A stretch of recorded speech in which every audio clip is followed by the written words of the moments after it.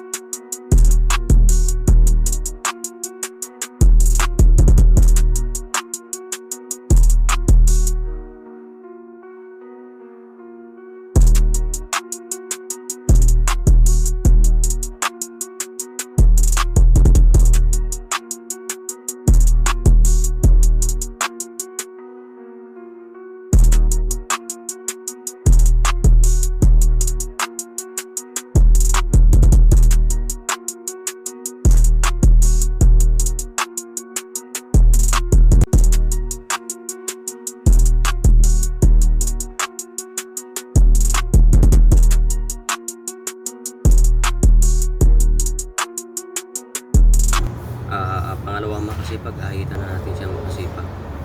Yan, ahit na tayo.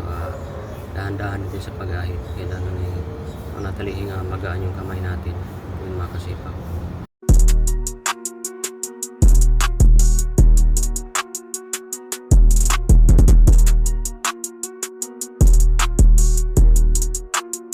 Kasunod mga kasipag ay ang gusto niya ay dos.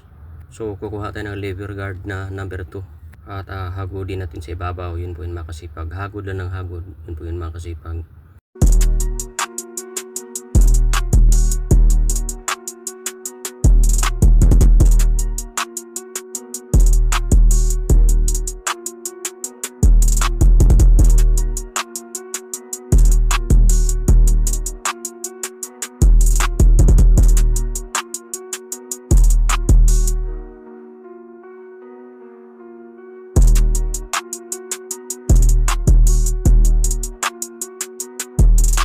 Kasunod yan mga kasipag ay putulin natin yung kanyang hairline mga kasipag para maging malinis. Yun po yun mga kasipag.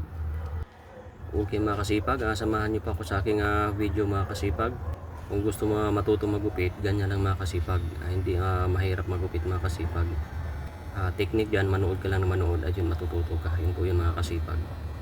Medyo mahirap sa una lang, pero pag nasanay ka na, marami ka ng customer, halos makabisado mo na. Yun po yun mga kasipag. Okay mga kasipag, maraming salamat sa panonood ng aking video mga kasipag. Wala akong magawa na vlog ngayon, kaya ito yung binavlog ko mga kasipag. Yung aking skills mga kasipag. Ibang skills mga kasipag bukod sa trabaho. Yun po yung mga kasipag. Nare-realize ko kasi mga kasipag na mas maganda na bukod sa trabaho ay mayroon pa tayong alam na iba mga kasipag. Kasi kung halimbawa matanggal tayo sa trabaho, kasi hindi naman talaga natin alam kung tatagal tayo sa trabaho.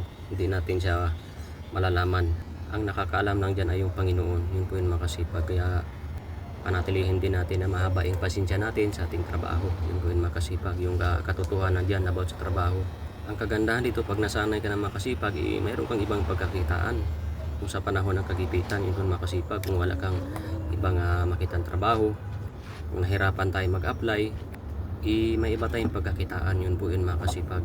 Siya nga pala mga kasipag, mayroon tayong group mga kasipag sa OFW kasipag. Kung gusto mo mag-join, welcome ang lahat dito. Ng lahat ng OFW o dating OFW na magbahagi ng ating mga experience kung anong ginagawa natin para kapupulutan din ng aral ng karamihan mga kasipag. Yung group natin dito mga kasipag ay tulungan. Yun po yun mga kasipag, hindi siraan. Okay mga kasipag, maraming salamat sa panood ng video na to. Kung nagustuhan mo yung aking simpleng video mga kasipag, pwede mo po i-like, comment, and share. Kung subscribe sa our YouTube channel, i-click mo na rin yung bell button below para ma-notify ka sa mga bago na nating video na i-upload. Okay mga kasipag, tapusin natin yung video natin. May kasabihan, nasa Diyos ang awa, nasa tao ang gawa. Okay mga kasipag, ayan na, tapos na yung ating army cut mga kasipag, yung ating finished product. Biniblending natin siya ng maayos, yun po yun mga kasipag. tinatanggal-tanggal pa natin yan yung mga dark spot, kaya tinantuhan natin ng lever mga kasipag para matanggal. Yun po yun mga kasipag. Okay mga kasipag, tapos na yung video natin. Hanggang sa muli!